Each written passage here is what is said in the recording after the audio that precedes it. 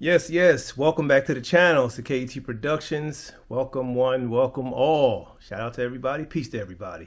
So we're going to jump into this real quick. Got three quick subjects I'm going to address. First one will be the P. Diddy trial. Has come to an end. Been a couple weeks now. I was fortunate enough to be able to follow it every single day. Just listen to the transcripts that they were coming out. Then doing a little follow-up work just to get a feel for it and just to hear it for myself. Heard the whole thing. The verdict came out. They got him not guilty on 3 and guilty on 2 of the lesser charges. The big one they really wanted that they didn't get was that RICO. They didn't get the RICO, which is the Racketeering Corrupt Organization crime, which is a heavy sentence. All they needed was 2 accounts of something within those criterias, and they had them. The jury just didn't want to see it that way. Didn't want to convict them on it. I don't know if they were confused on it. I don't see how.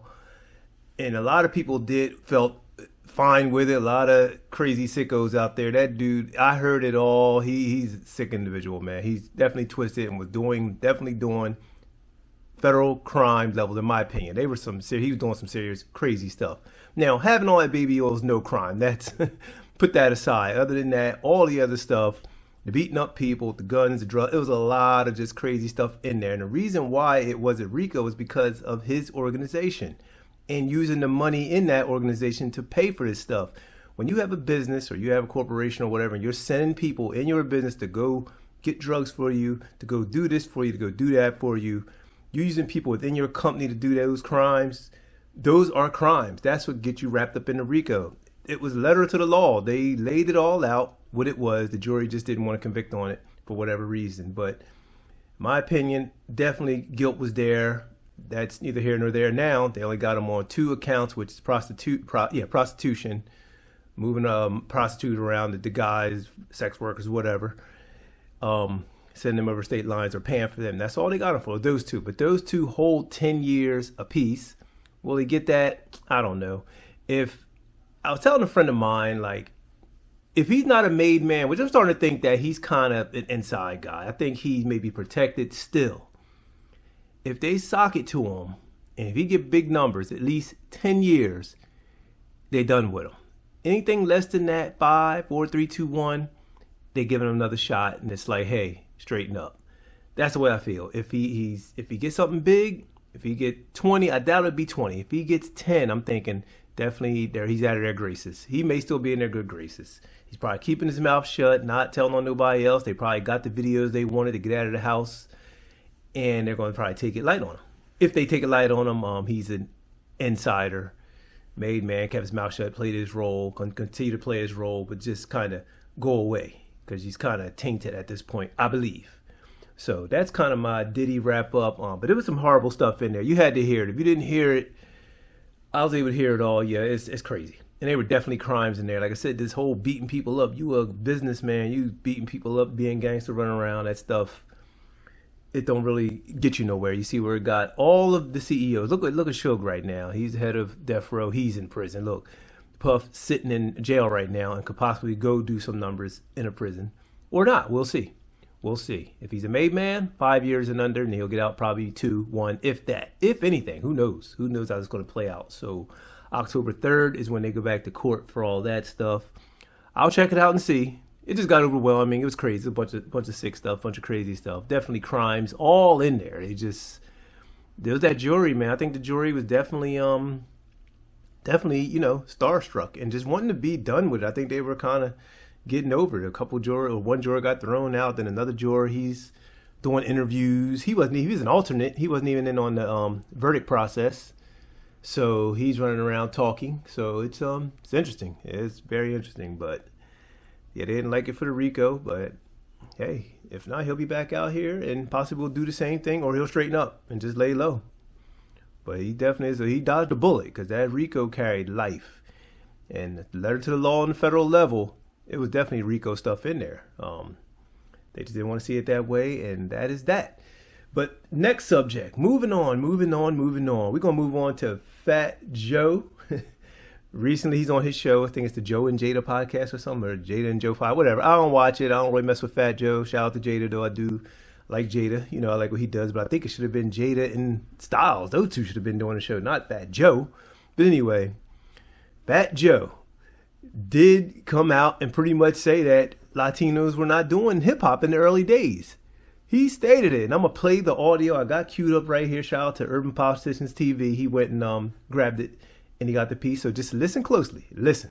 He definitely looking at. Now he was telling me the plain truth. He was like, "You're not going to make it. Have you seen any Spanish guys make it in this?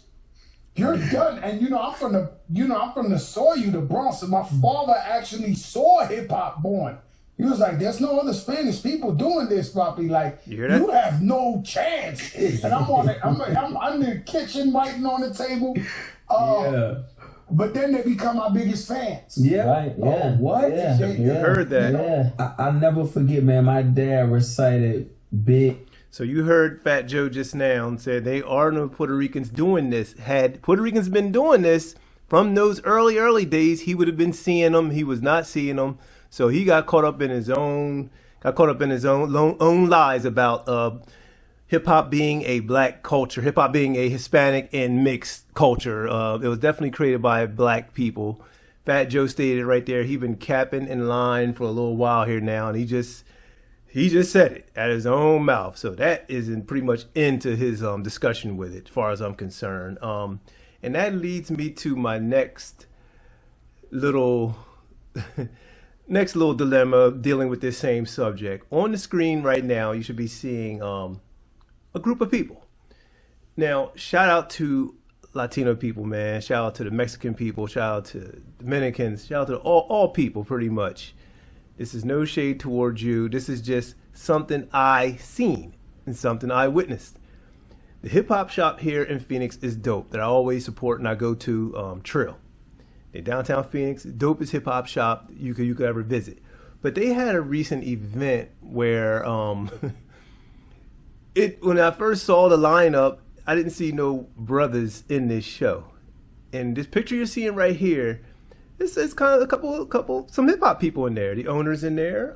Destroy's in there. Shout out to Destroy. He's on Shady 45, I believe. He has a hip hop show. He traveled the world. He does his hip hop thing. He's part of the Arsonists. He's an MC. He does the Show Me Your Gems show. We spoke. I've done Show Your Gems with him. Showed a couple pieces to him. Super dope dude. But you see he's rocking his Puerto Rico shirt. Shout out to him.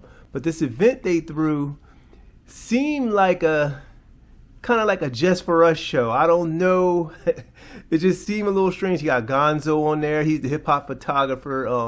Konzo, I believe his name is. He had a book out. He's one of the earliest hip hop photographers. I'll give him his props. There's some nice pictures he made. He has a book. He was there. Dude Ted Bundy from the Married with Children TV show. He was there. He's a DJ. He goes by a different name though. He was there DJing and a couple other people. Ice-T did pull up. He's not in this picture, but he did pull up. And this event just on the heels of all this, who created hip hop stuff, this seemed like a Just For Us type event. I could be wrong. Shout out to Trill. This ain't no shade. If any of you guys see it, it's all peace and love for me. We dope. I support it, but it's just something I had to speak on since it's something that I see and just had that. It got that feel like there's no brothers, like no dark-skinned brothers at this event. I ain't into colorism, but I'm just going by what is presented in front of me. I could be wrong, not knowing how this came. And Static Select was there too. Shout out to Static Select, dope producer, label owner, producer, all that stuff, dope DJ, all that. But it's just this show just looked. The latest, I think there's, I forget what it was. I forget what the event was. But it just looks a certain way. When most of their events he bring MCs out, this one just looks strange to me. If you look at that picture, those are some of the main headliners, and that was at this event, and it just looked like a secret meeting was had. And it's like, hey, this is what we're gonna do. We're gonna do this for the Latino people. This is for us. It just looks funny. I don't know. What say you though? What do you think?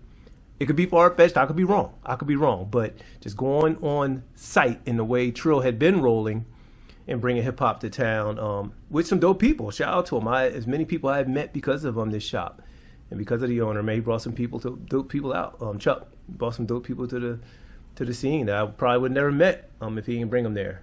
But this one just looked kind of strange to me. dealing with and I know everybody hears these talks about this creation of hip hop stuff, and these people, everybody definitely contribute, but it was a black creation in the beginning, and Puerto Rican people were there first. Yes, Kool Herc was a Jamaican, but he was quote unquote cosplaying as a black dude. Nobody was saying, hey, I'm Jamaican and I'm contributing hip hop. You're just doing your thing.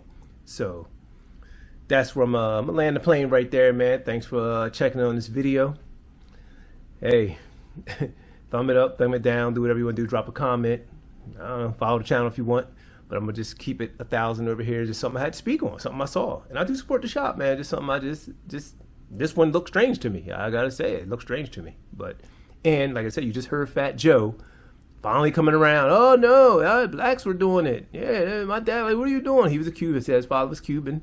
So Fat Joe just spoke. But anyway, I'm gonna go on and land it right here. And we're gonna get up out of here, y'all. Alright? Peace.